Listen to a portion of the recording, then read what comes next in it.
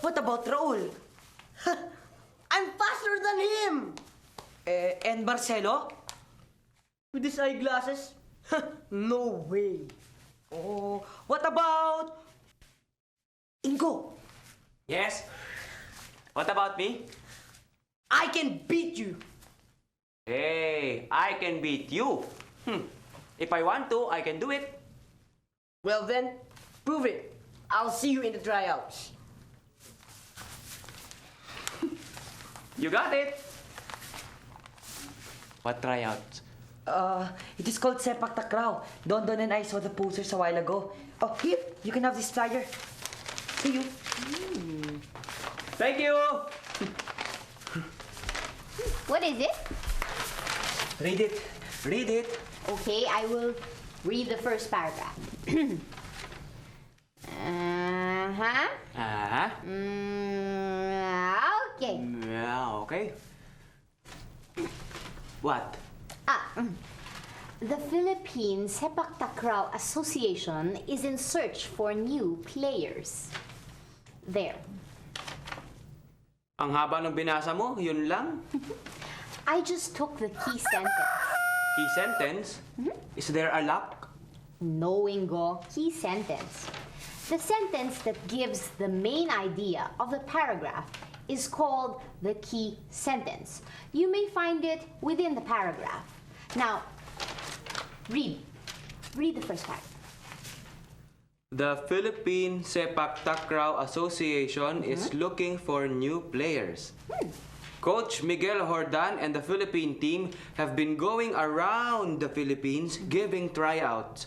Anybody between 12 and 18 years of age can join the tryouts this Friday. Wow. In this paragraph, the main idea is found at the beginning of the paragraph. It is called the key sentence. Okay, now read the second paragraph and tell me what is the key sentence. 1, 2.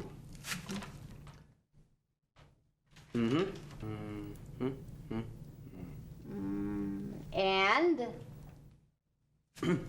Coach Miguel Hordan has been coaching the Philippine team for 3 years.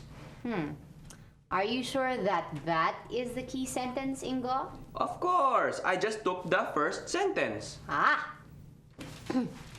Ingo, the key sentence is not always found at the beginning of the paragraph. It may also be found in the middle or even at the end of the paragraph. Why don't you read it again? Let's read it again.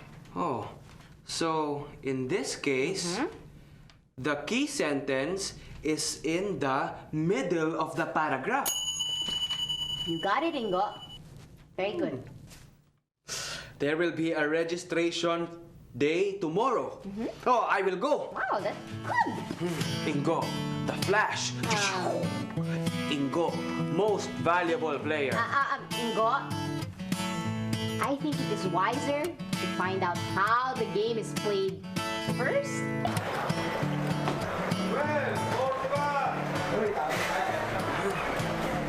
I did not expect there would be so many people trying out for Sepak Takraw. Do not be nervous, Ingo. Nervous? Who is nervous? Not me. Okay, but you have been stretching since we got here. I think your arms are already 2 inches longer. Relax, Ingo. I am relaxed. Hey, Ingo, stop stretching. I think you got taller by an inch already. 25, 24, kayo na! Hey, Ingo, break a leg! You too. Can you believe what Atoy said? Gusto pa niya akong mabalian ng buto. No, Ingo. Atoy meant well. Break a leg is an idiomatic expression. Remember?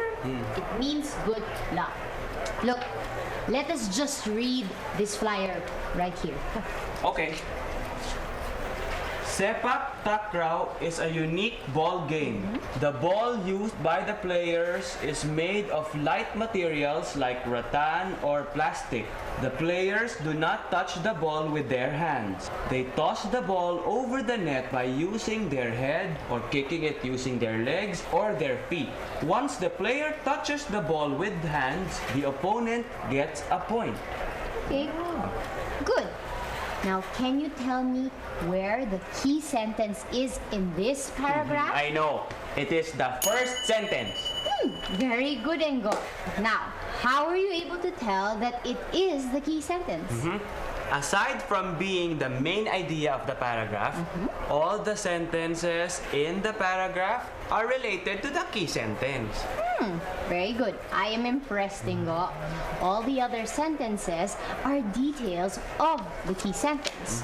Or they could be additional information about the key sentence. Number 28! Number 28! That is my number. Yes. That's me. That's me. Yeah. Wait.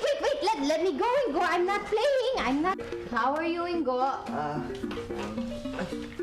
I am tired. So tired. I understand. Congratulations, Atoy, for being chosen. Thanks, Karen. Oh, it was a good game. Yes. Ingo? Don Don? Of course for you it is. You got chosen. You know, a game can still be good even if you did not win. Or in your case, if you were not chosen. How? All my sweat and bruises were wasted. That is not good. Well, that is what sportsmanship is all about. It has nothing to do with winning or losing. It's about giving your best regardless of the result. You showed your best out there. And that is what makes it a good game. So, it was a good game. I really wanted to shake your hand. You were so good out there. You deserve to be in the team. Thanks, Ingo. That means so much to me.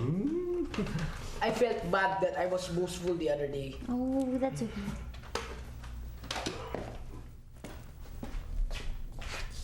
Congratulations, Atoy. Thanks, Don Don. Still have next year. I'll be practicing more. Maybe we could practice together. Sure. We can start now. Carrots were